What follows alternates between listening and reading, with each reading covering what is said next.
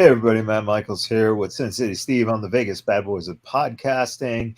And today we are joined by guest panelist Red Jed, and we are doing our our weekly three count. This week though, we're gonna take a little detour. Instead of doing three topics, we're gonna talk AEW Collision since it had its debut episode last night. And one of the benefits of having various friends out there who live around this country and this world is the fact that they get to go to events that not all of us go to. So Red Jed was there last night and going to give us a little bit of that firsthand account of what it was like to be at Collision. And then Steve and I will probably have a little differing views on what we thought when we watched the show itself. So, Red, kick it off, man. What was it like going into that night? Well, going into it, get to the arena. I really didn't know what to expect. I've been to one show at the United Center, went to Forbidden Door last year, and that was, jam-packed, sold out, just wall-to-wall people. Get there, it was pretty crowded. I would say they probably got over 10,000 by the end of it. I guess we'll see what the numbers are by the end, but it filled out pretty good. It kind of reminded me a little bit of Double or Nothing in terms of total crowd capacity. The top deck was a little open, but everything else was filled out pretty well. I know there's always that stuff I'm getting a lot of my videos that I'm posting on my YouTube where I'm on the side of where the cameras are, so I'm showing where the hard cams are, and people are having all kinds of issues with that still because there's two open areas, blah, blah, blah. So I'm having a lot of similar shit like I dealt with Double or Nothing in that instance, trying to can explain people how that works. But going into it, the vibe was very unique, and I want to draw a little comparison to, I actually went to the first Monday Nitro in Minneapolis at the Mall of America back in 95. And going into that, I was much younger. I was 16 years old. This was 28 years ago. And I just remember this heightened buzz a little bit as I got to the Mall of America within myself about, hey, this is something new.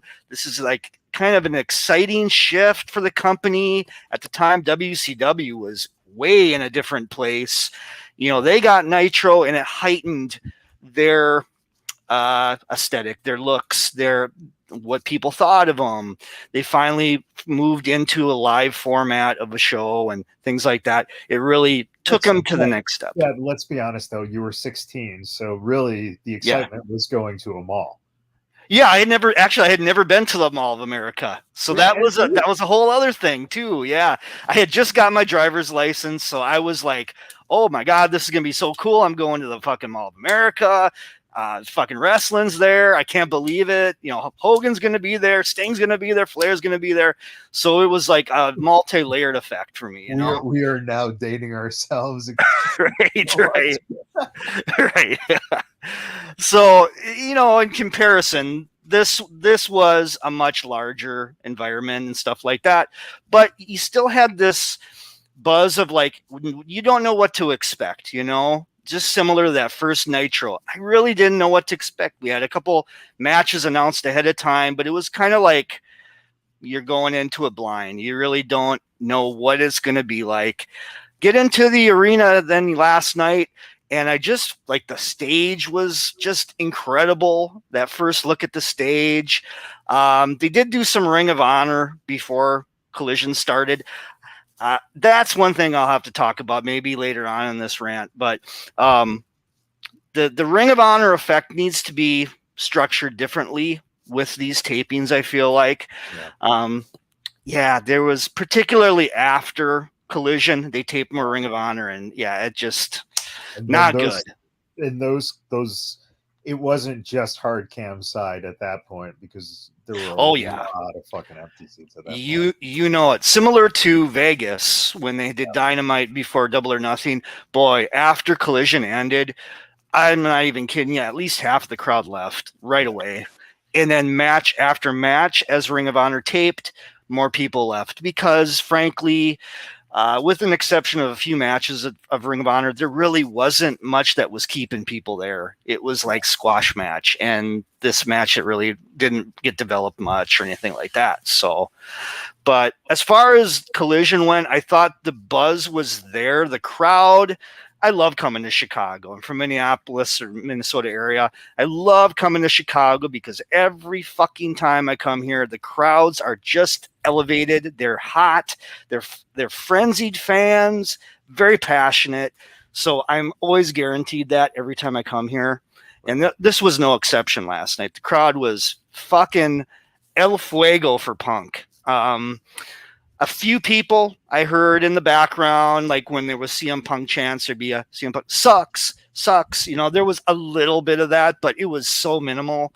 I mean, it was like one person randomly here and there. There was not a big group of people giving Punk shit or anything like that. A few signs out there.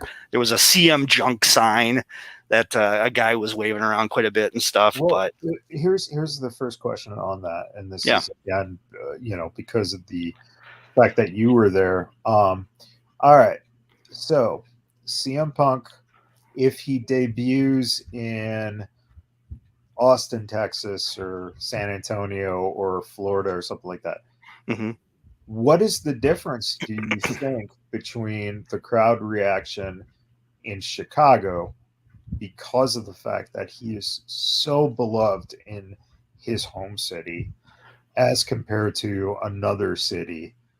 Does he get that type of fire reaction? I tell you, I don't think he's going to get a reaction like this if he's in Toronto next Saturday. Things like that. I don't see it happening. I guess time will tell.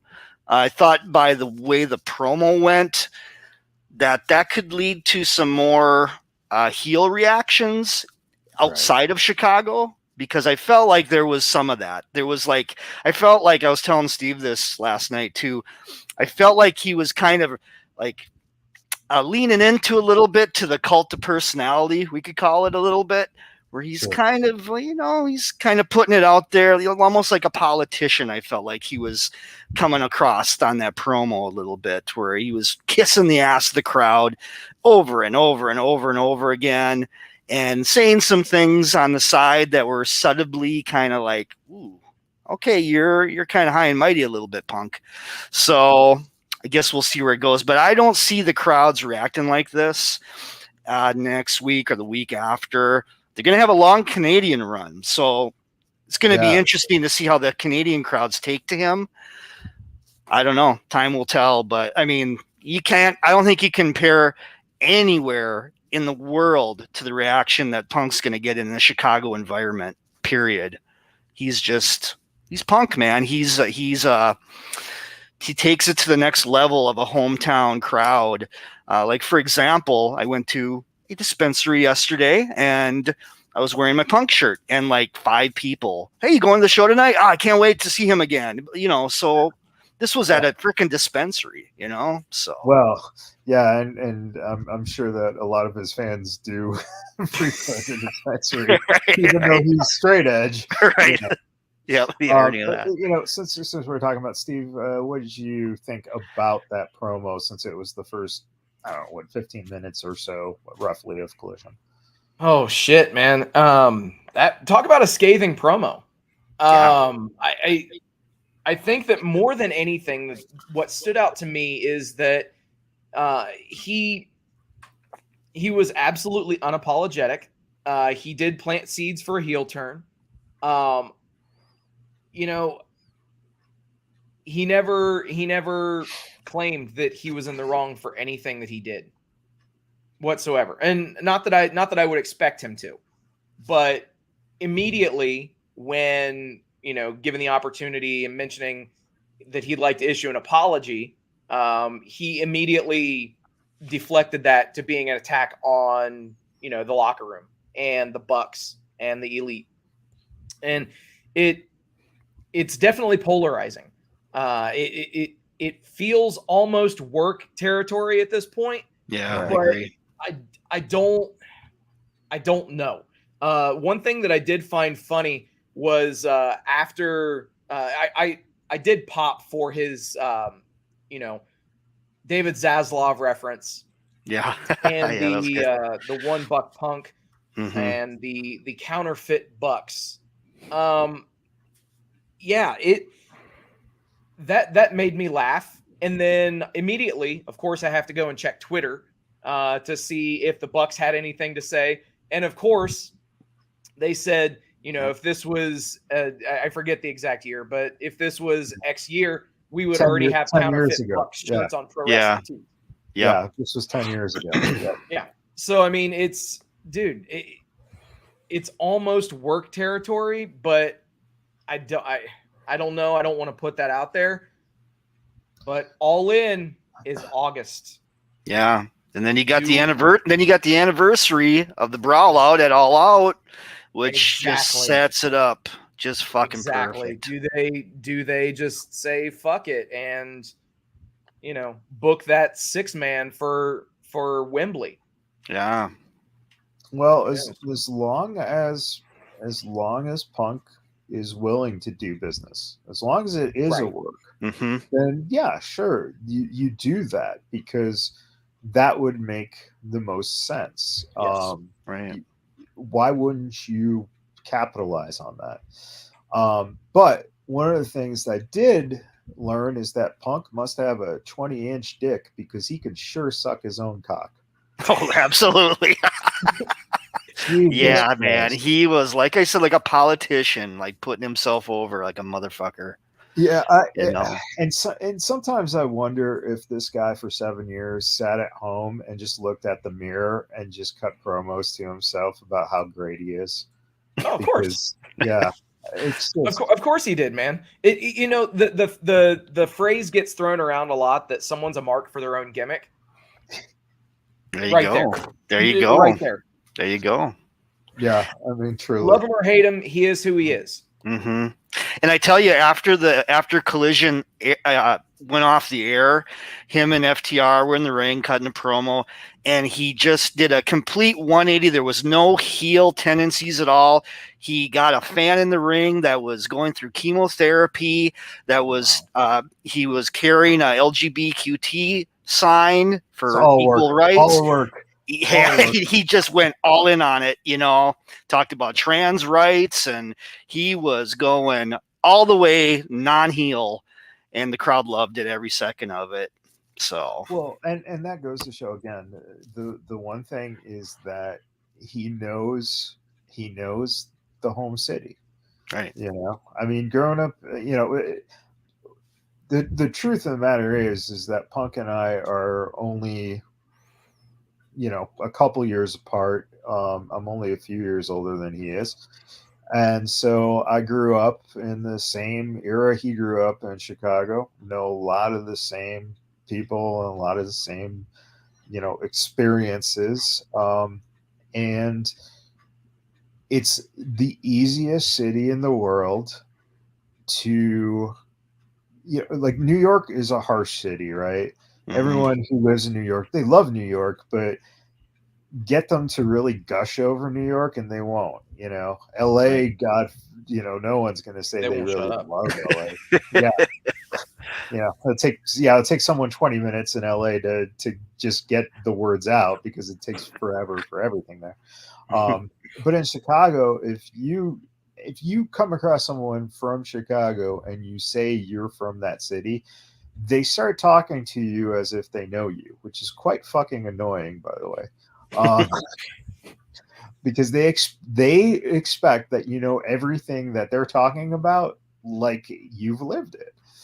So Punk knows how to play that crowd perfectly, and there is sincerity in it, as well as fueling the bullshit, because he knows if he ever loses that base, think about that. Like, that's when your career is over. Yeah. So, people stop caring. Yeah. Yeah. So, all right. So that just kind of addresses that whole first CM Punk comeback and segment. Let me ask you this though. The thing that hit me, and this is what really concerns me, is this. this was a reboot of Punk's debut at Rampage. Yep, essentially. Yep. What happens after this? Hopefully not the same thing that happened at Rampage. No kidding, right? That's why I'm concerned, because it's like we know how revered, if you go back and you listen to this show, or you listen to, you know, anyone who was covering that debut, it was so fucking huge. Everyone talked like this is a game changer. And to be honest, with that starting it, it really made me feel like I was just watching Rampage, but now 2 hours in that sense, unfortunately. And it from being there live, it came off differently. There was a heightened sense of energy, at least in the crowd, compared to like other Dynamites I've been to and stuff. But we'll see if that holds. I hope they were you at, and Steve, I forgot, were you guys at that Rampage that he debuted?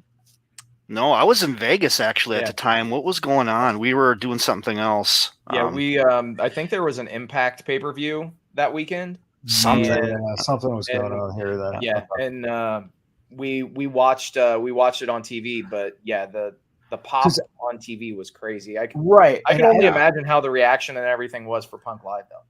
Yeah, and I was just curious, because it would have been interesting if you had been there, Jed, just to get that feel of if it was that same energy, because I got a feeling that it almost was like the exact same feeling going into it.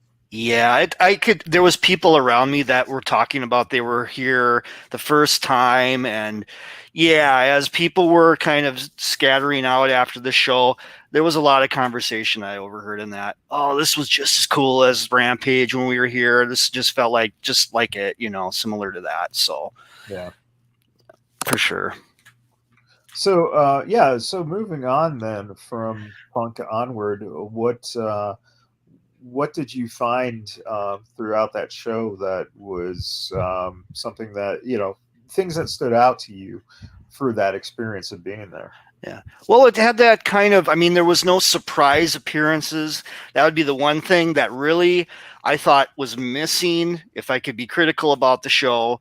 At the end, I thought there's got to be some kind of cliffhanger here, or somebody showing up to do something pertaining to Punk or FTR. I kind of thought it was going to be Kenta. It didn't happen. I thought they were going to maybe set up Kenta and Punk at Forbidden Door, but that actually opens up a can of worms when you think about it, because if Punk's working at Forbidden Door, then how do you handle the interaction with Omega, Punk? Are the Bucks going to be in a match at Forbidden Door? I would guess so. Are you going to have to address that if that happens, or are we making the choice that Punk's not going to be involved with Forbidden Door at all? That's kind of the vibe I'm getting right at the moment, until I see otherwise. But that was the one thing that was missing, was a big surprise. Does Forbidden Door need Punk though? That's the thing. I don't really think they do necessarily. Yeah. Kenta and Punk is a match that sounds pretty cool on paper, but it's not anything that they couldn't do at a different time in a different place. They could just as well fucking do it next week on Collision. Punk comes out to start the show. Kenta shows up and they do that as the main event next week already. Who knows, They could do it like that. So otherwise, I thought the Andrade match with Buddy Murphy or Buddy Matthews was pretty fucking good. I liked seeing him back. I liked seeing Miro back. It felt a little fresh in that essence that these guys were coming back. Let me ask you about Miro. Was it just me? And Steve, I don't know if you felt the same way, but that match was too long. Miro should have about 2 minutes, 3 minutes, just destroyed someone, right? Absolutely. Go ahead. Yeah, that match should have been less than a minute. Obviously, now, of course, Tony Nese got the rub from being involved in that match, but Wait. You needed to have Miro just completely squash this guy. Sure. As it was, Miro came off looking like a star. But after that promo too, right, Steve? Like, because that Nice promo just went on forever and really was horrible. Yeah, it was terrible. So I was expecting, okay, Miro's going to look like a fucking $1,000,000 because he's just going to destroy him. And then I'm like, wait a minute, what's going on? This match is still going? Right. Yeah, that was weird. Are they doing it again with him? Are we seeing right some sort of backhanded kind of thing? Yeah. Yeah. So I mean, I have more faith in the Miro run this time around, and quite frankly, I have faith in a lot of things to do with Collision, largely because of the things that are going to be done behind the scenes. Yeah. Almost as equal to what's going to be done in front of the camera. You've got Tony Khan, who, quite frankly, he can't book Dynamite, Rampage, Collision, ROH, all at the same time and make things coherent. And his fantasy league. Hey, dude, it wouldn't surprise me whatsoever.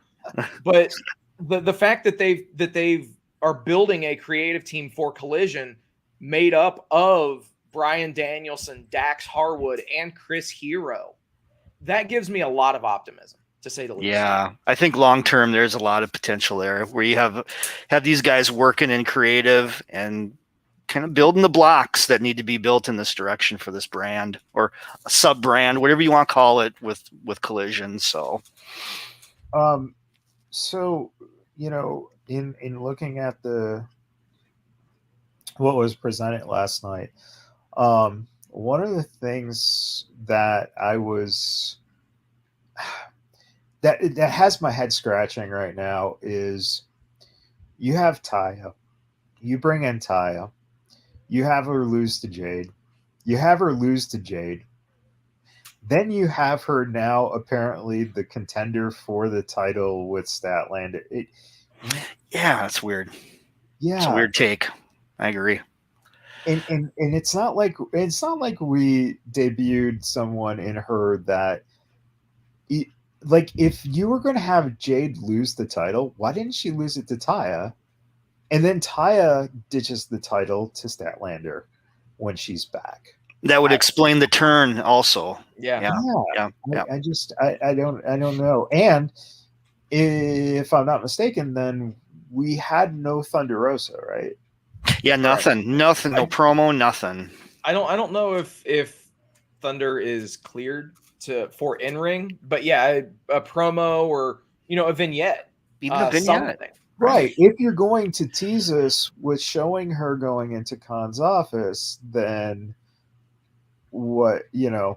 Why wouldn't you have a payoff? So for me, that one of the problems is that in a women's division that you could potentially grow, I saw nothing on this 2 hours that would give me confidence that the division is, going to head in a direction that is going to make me more excited.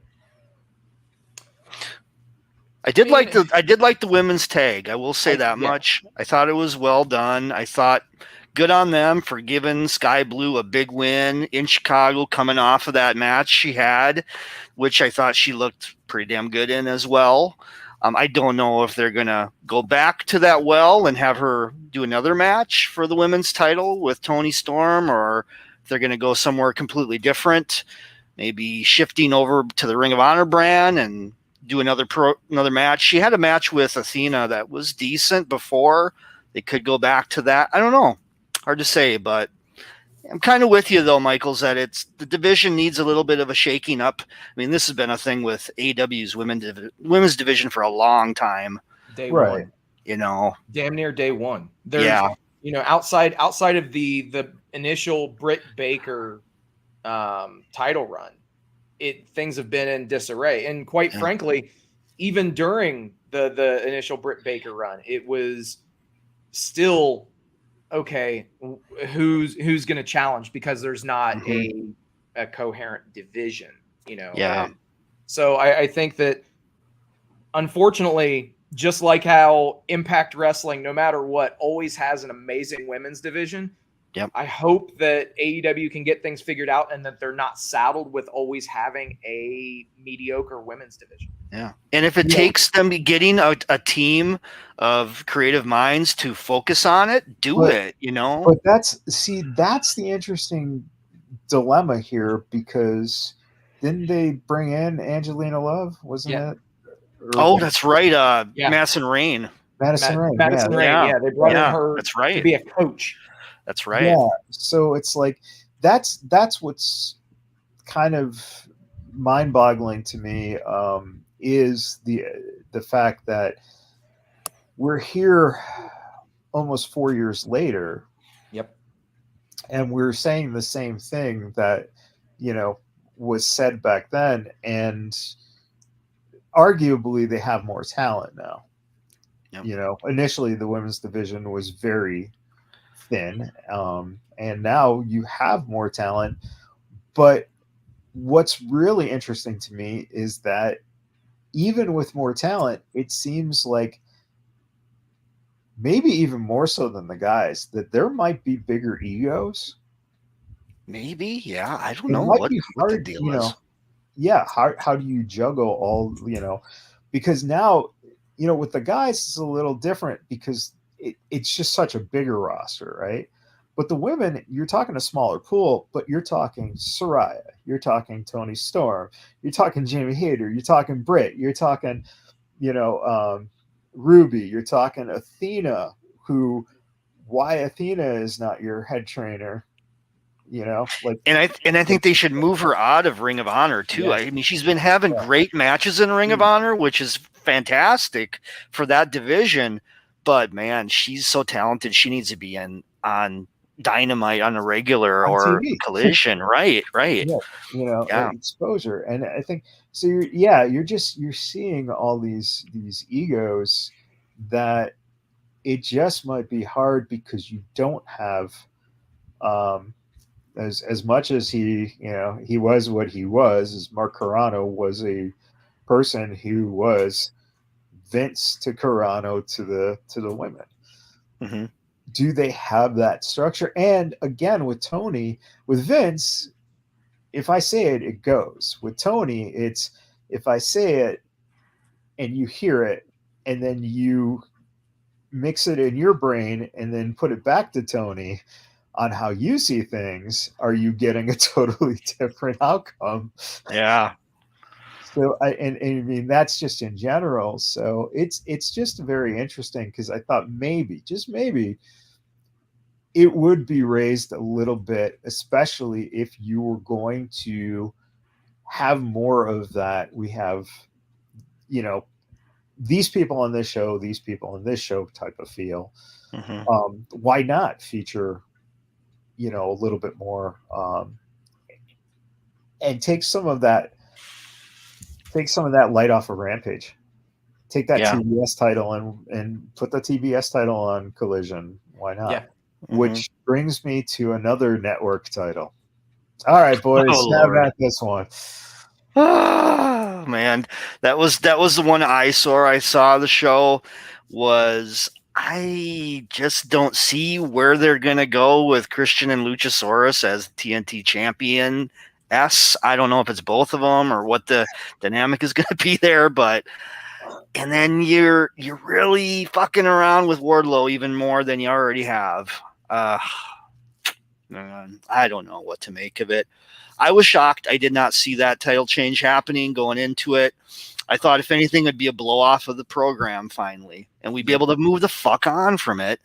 And now we're in a different spot with it, and I don't think it really benefited anybody in retrospect.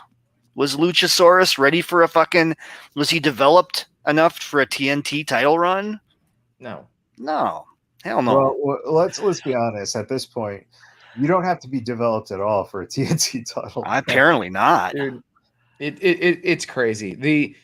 The only thing that was very telling was obviously the post match with Christian Cage parading around with the title. Right. So obviously, I think that could have a little bit of entertainment value Yeah. with Christian Cage acting like as if he's the champion, but actually Luchasaurus is. Or do we get a DiBiase Andre type scenario? Yeah, he just passes it on to where him, he just essentially, passes right? over the title. Yeah. I think Jed kind of hit on it though, Steve, too. I think we might see Freebird rules here. Possibly, And yeah, right. Christian might be able to defend the title. God, I hope not, dude. Yeah. I kind of feel like that's where it's going. See, though. It's weird. Honestly, this match, out of everything, this match was the thing that I really, really wanted to include in my WTF segments for Wrestling Talk. Yeah. This was, as Jed said, like, I didn't see this outcome happening whatsoever. I figured, okay, the first match in the history of Collision will be a TNT title defense. Wardlow will come out looking strong, and this is where we're going to go. Instead, we get a snap title change that really makes no sense. And where does this... We talked a lot about where Luchasaurus and Christian Cage go. Where does Wardlow go from here? No shit. At this point, I mean, the guy... he's lost any and all credibility that he's had. So what are you going to do? Is he now going to, heel out on Arn Anderson, maybe powerbomb him and then turn heel? I mean, what can you do with this guy? He's amazing for his size with what he can do in the ring. Guys his size should not be able to do the things that he can. And they're squandering a great talent, squandering it. By what? Yes, he drops a secondary title, but he, I believe, has two of the shortest TNT title reigns in the history of that championship. Right, and not like a notable defense or match within those runs. So that's a problem. And I think they kind of did the title switch just because they were like, "Hey, this is a new show. We have to do by default, we have to do a title switch." That's what it kind of felt like. There was just not thought put into it, No, there was. Well, there's barely any thought put into a lot of stuff Tony does sometimes. And Orlando is the answer. Where does he go from here? NXT. Build. Oh, wow. You want to build him. Listen, he would be better off there at this point. Right, exactly. Just from a pure talent perspective of building a guy who has potential to be a star. Yeah, that is the truth. Because they've been given the opportunity here, and holy shit, the biggest problem I have is that you have a guy here. He should have never lost that title to Hobbs. No doubt.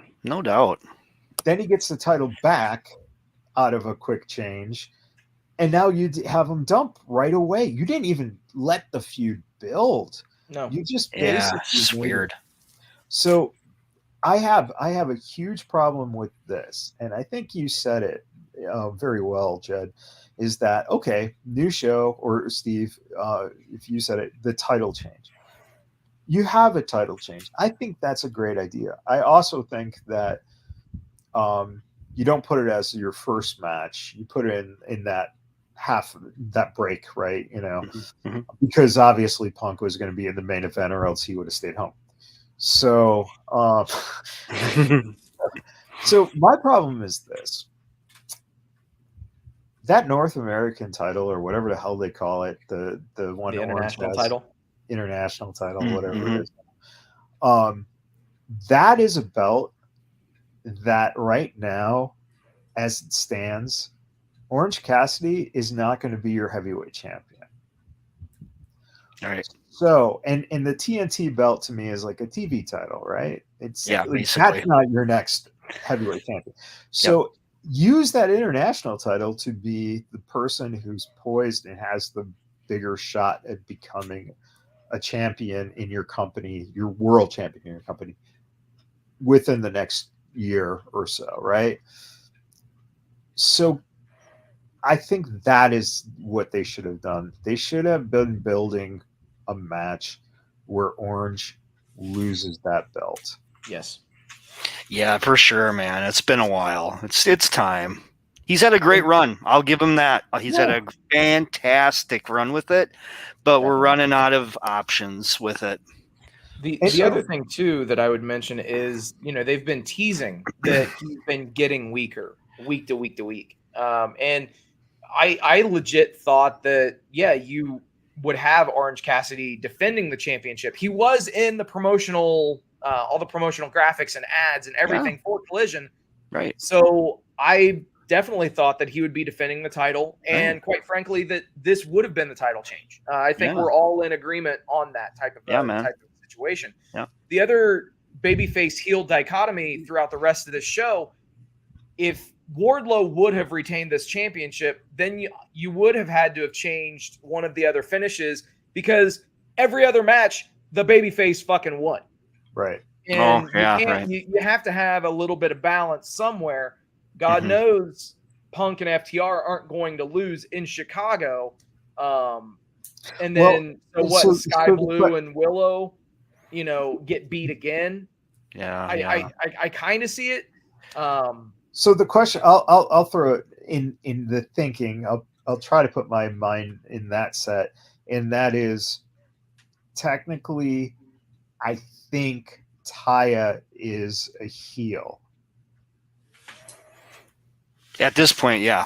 So she wins that match, quote unquote, as a heel, right? Didn't she wrestle? Taya, no, she didn't. She did a vignette or something. It was just her confronting Statlander, or was that? Yeah, it was just a quick segment confronting her, right? Holy crap! So she didn't even wrestle on the show. Jesus. No, she was not involved. Jesus, man. Yeah, it was just a 5-match show. That's a little. You know what? Now that you said that too, I forgot that main event was a longer main event. So they went a good half hour or 25 minutes, something like that. Yeah. Was it worth that time for that match, or could it have been a little shorter? I kind of thought in being there. Could they have squeezed another match in there, basically? Maybe. I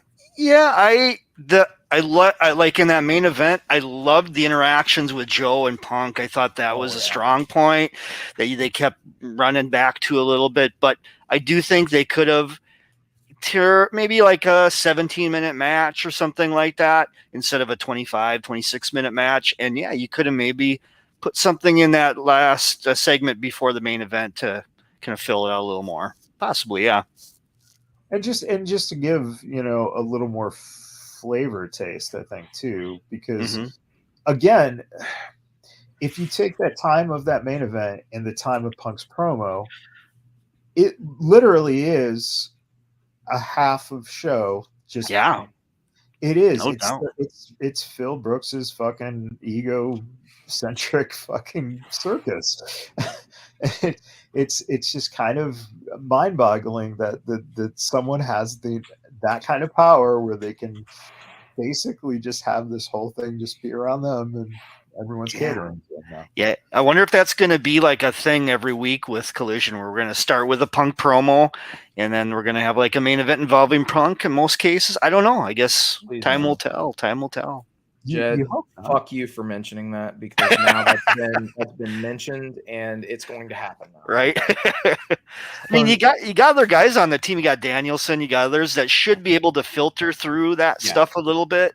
So we'll see where they go with it. But I guess it just depends on what the creative dynamic is of the show with all these different chefs in the kitchen, so to speak, who gets kind of authority, That's a very good point. And, sometimes it's funny because we can say, well, these filters can be good.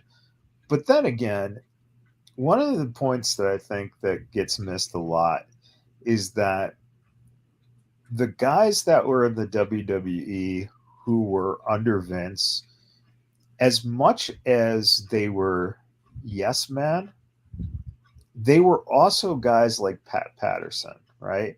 So Pat Patterson, even though he was friends with Vince was not going to necessarily not take Patterson's word into consideration. Now, I think Danielson, I think that's totally the same situation, right? But then I look at someone like Dax, and you kind of go, all right, that's going to maybe be an issue a little bit, because if Punk wants something, now he's got Dax's ear. And wasn't Ace Steel said to be involved in creative as well? Apparently has to have been back, or else Punk would have stayed home. Right. They must have hashed that out. Yeah. Yeah. So that's another question. And then, like you said, like a Chris Hero. Now, Chris Hero's great. We all know that. We know the guy's great. But what kind of pull does he have? And is this now? It seems to be a lot of the boys just trying to get what their groups want. You know, the structure is still not what it could be to make it what the company should be in terms of growing. And that's the whole thing here, because in the end, we know that this show is going to have a great number. Yep. I would guess so. Yeah. Yeah. There's no doubt. Mm-hmm. But it's, how does that sustain? And you come into two questions. One, will it be Punk burnout? Because if it becomes Punk burnout, that's not a good thing, because the number's going to jump because people don't want to see Punk. Although he'll do great numbers in Chicago, right? So, and then the second question becomes, if the numbers stay great, then is it because of Punk? And now, do we get Punk burnout? Because now we have to put him, because the network is saying we want him on Dynamite now, because we see that this is the reason our numbers went down when he left, and this is the reason the numbers are up, is because he's back. This single move could be a big weight on what the future of the company is. Yeah. It's based on the network involvement and investment in the product, which, again, I have no problem with success of the company if the success is merited and based on the product itself, not you, Tony Khan, coming out and saying this is a great product, this is a successful product, and you being able to stand up to the network and basically say, no, here's the agreement we had. You know, I can't have them on this show because I got these guys on the show. And if Punk is forced onto Dynamite and the Bucks contracts are up at the end of the year, which apparently somewhere in December-ish, their contracts apparently are up. So then what happens then? Do we see essentially then those guys being forced out like Cody was? And do you risk, not that I'm a huge Bucks fan, but they are known, do you risk losing those guys who have exposure already going to the other company and becoming Cody Rhodes, but for the tag team division? Yeah, I don't think they'd fit well in WWE at all, personally. So Cody had that background a little bit, but the Bucks have nothing, with that. Well, we say that, and again, I'm not going to disagree because I'm not the hugest fan, but at the same time, we have now an Uso tag team that has been built up that if they stay together, they're going to need something big. Right. But if you take them apart, now you have a hole in your division where do you bring in someone like that to elevate? And the only reason I even consider it is because Cody's there. Yeah, he's the template has been formed, so to speak. And why not have Cody just, first of all, push, he likes the guys, push for the guys, possibly. And number two, Cody's been on his own this whole time. Hey, a little bit of backup never hurt anyone, and building Mm-hmm. up kind of, 3-man rivalry or something could happen. But Yeah. but that's the risk you're taking in investing all of this into the idea of, if the network is getting involved, said this from the beginning, this is the dangers you run into of having people now start dictating to you what they want your company to be, instead of you basically, even WWE dealt with it with SmackDown and being on Fox, right? Mm-hmm. Getting told we want Brock Lesnar. What happened? The first fucking thing every fan said was they just destroyed Kofi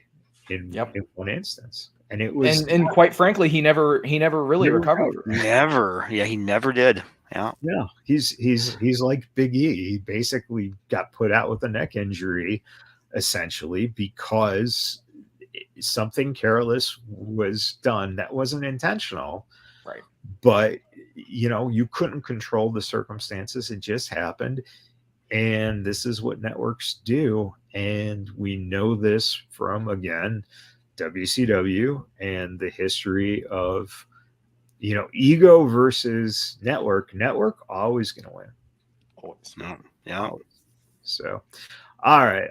Any final thoughts, Jed, on that experience?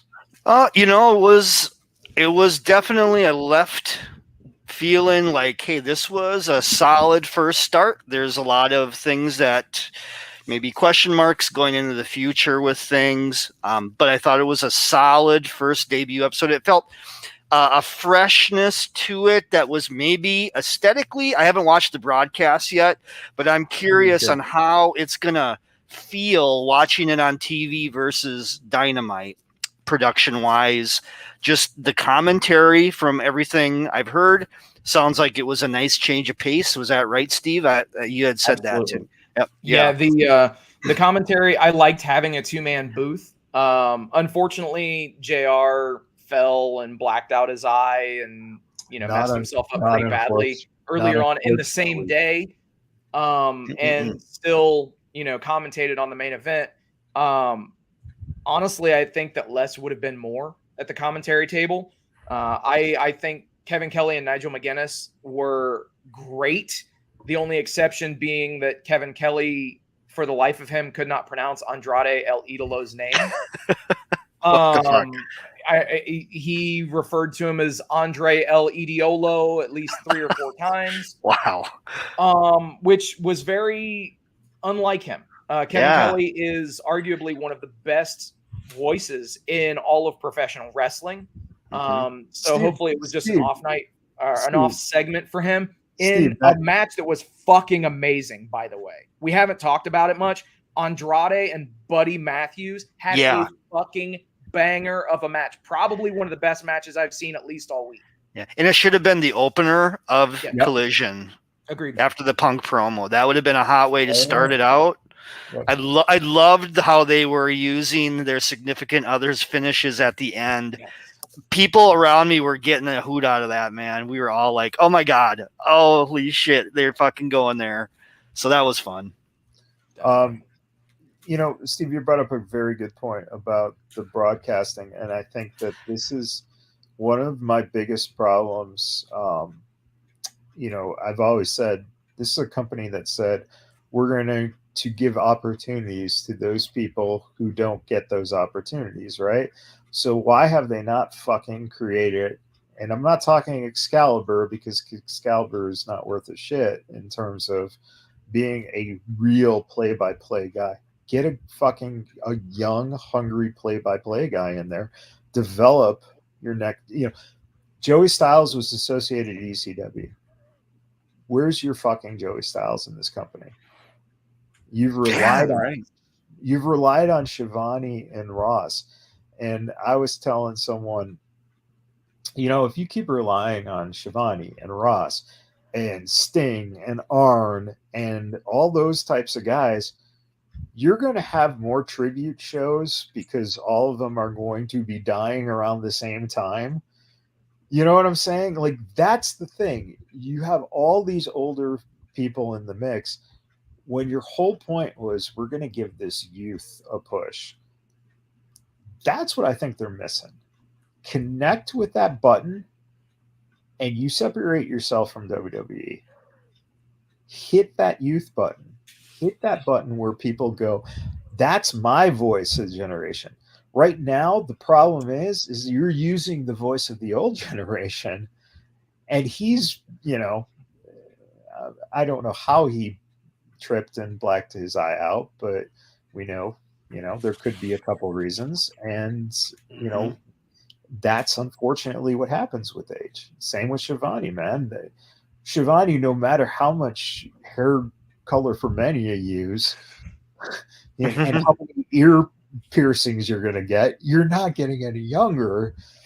So I like the role that they have Shivani in, though, as an in-ring interviewer. If they stick with that, right. Keep him off commentary, but yeah, put him in as the in-ring interview guy. That's all right. I can handle that. Sure. Yep. But again, what I'm saying is they're not getting any younger. So if you're going to expand your audience again for generational sake, start getting some of the, people that you haven't never heard of, and build those people instead of just hiring people from the past. And that's always a complaint of mine. And that match was a great match. It was. The only problem I had was you had this blackout that went on for a long time to get them in there. Then when you brought up the lights, okay, so they're in there. Yep. Yeah. What does the House of Black actually do? Do they convert people? Do they just beat the shit out of people? What do they do that makes them this menace, other than they look like menaces and they talk like menaces, right? Just give me a little something, because I want to know, well, is this the recruiting process? Is this like how they're going to draw him in? What are you going to do with that? But in general, with the House of Black, that's the thing I think I'm missing is why? What are they? Yeah. Truly, especially with Julia, Hart there still for no real reason. Give me something. Give me something that lets me know that these guys are jerks. Yeah.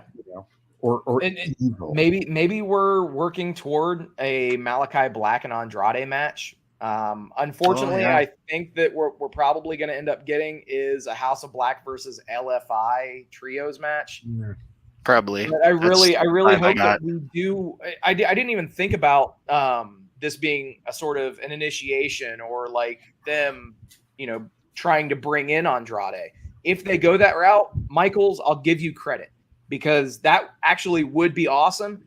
That would allow him to, focus on saying less in promos. He might not need to have, and I'm saying he meaning Andrade. He may not need to have somebody speak for him.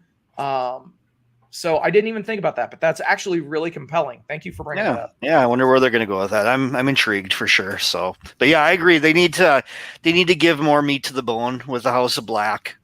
They had before. They were doing vignettes with them on Dynamite when kind of lead into them coming back, and now they've just kind of dropped that whole thing. So let's get back to where they were at least. Yeah, and that's the whole thing too. Now with 2 more hours of programming, this is the stuff you do need to flesh out. Mm-hmm. Because if you don't flesh it out, then you're stuck in a position where you're just putting on program just to put on program. And, we all feel the same way about that. It's like, you can have great matches. That's wonderful. But at the same time, there has to be some reasoning to the characters to then make that something that I want to invest my time into. Because the difference right now is that that if you see the bloodline, even if you fast forward through the 9 minutes getting to the ring, right? Which I do every time. Yeah, Mhm. same here, you know. But as soon as that mic gets into the hand of, you know, Heyman or Reigns or the Usos, you're immediately compelled to stop it and to figure out what's about to happen because you're telling me something. And I know you're telling me something. Yep. And I think that that was a great moment last night where that's what I was waiting for. What am I being told here? What is going to happen? And I think if we see more of that, like now I know, like even back in the day, you knew that a bloodbath was going to happen out of nowhere sometimes with the Brood, right? You were just Mhm. like when they were targeting someone. So you have this, you know, magical, mystical group. Let's fucking have something happen. You Well, hey, know, they just signed Jimmy Jacobs from Impact for creative, and I he know. had a hand in all that kind of mysterious, spooky, ooky shit that Impact would do, where they'd have like characters killed off, and they'd go into nether worlds and outer regions of shit. Yeah, lean on him a little bit, Yeah, and I think that's exactly the things that they needed. They need to start hiring guys like that too, Yes. who have wrestling experience and who have creative minds and who are just fucking solid people to have structure out stuff like that. So, Yeah, yeah. you know, maybe that's a good sign as well. And I think that in the end, if you're Tony, you have to also trust the fact that you can just let go of the reins. Because even though Vince had the reins, Pritchard is, you know, he was doing the stuff that he came up with, and you know, he allowed those guys to come up with shit. Yeah. And Tony needs to find those people who will come up with the stuff and then understand what they're trying to do and go, oh my God, okay, I see what you're doing. And not have it as, yes, we're successful. It's like, I would look at it as like, hey man, we're not successful enough. Let's Mhm. make this as good as it could be. Because there's a lot of people around that are so smart in that company that if you took aside the egos and were able to, you know, formulate structured stories on a weekly basis that involve these characters, you could have a product that is going to then suffice the network because the network is going to be making more money because the eyes are going to be up. So, you Yep, know, yep. we'll see. We'll see what happens. All right. Well, that's the 3 count for this week. And final thoughts, Sin City Steve. All right. Thank you guys for hanging out with us. Thank you for liking, sharing, subscribing, doing all the stuff that you guys do. We genuinely appreciate each and every one of you. Also, a special thank you to all the brave men and women serving this country. Whether you're doing that on lands foreign or domestic, thank you for doing what you do so that we can do what we love to do. And last but not least, repsports.com, REPP sports.com. Go there for all your pre-workout, weight loss, and general energy needs. Again, repsports.com. Use promo code Vegas at checkout and save yourself 15%. And Red Jed, final thoughts. Yeah, just a quick reminder that I'm on YouTube, Red Jed's Wrestling Rants, and since the topic of discussion has been Collision, plenty of videos and clips that I've posted from the taping last night. That is on my YouTube. I'm going to be dropping some more today, as a matter of fact, and as well, a lot of highlights and clips from the Ring of Honor tapings. There wasn't a whole lot to talk about, but the last match of the show was a barn burner a bit. It was Athena and Kiera Hogan in a street fight. They were using thumbtacks. They were doing bumps onto tables and chairs. And oh my, it was actually a decent little match worth checking out. So that's what I got for my experience last night. It was fun. The Ring of Honor stuff, like I said, needs to be restructured. I think they need to tape that before Collision only. And we're talking about all these creative minds that they have in the company. Motherfucker, get like 2 or 3 people and like have them book Ring of Honor. They need it. They need storylines badly. So we'll see where they go there. make it a separate company. I mean, literally, right. just make it a separate brand. And, Absolutely. But again, that's, we don't know the structure. Unfortunately, we don't know the politics. We don't know anything going on with the company. So it's fine. It is what it is. And someone is going to figure that out at some point, that you just can't have all these people go, I want to come and see CM Punk, and then have the show end, have him do all that in the ring after the final match, and then go, wait a minute, everyone, let's stay for another hour of wrestling. It was almost 2 hours after Collision last night that they taped, and it just wore everybody out, including myself. Like, if you're going to put on like a really high-end in-ring product, that may be one way to keep people, but that was not what this was, so it is what it is. But they need to figure something out with Ring of Honor, something different. And putting it after is just, I feel bad for the talent too, because then they're coming out and trying to get over with, like, 2/3 of the crowd gone. Sucks. It's like the 205 live effect, basically the same shit. So. All right, everyone, thank you for tuning in this week. And until next week, everyone, happy wrestling.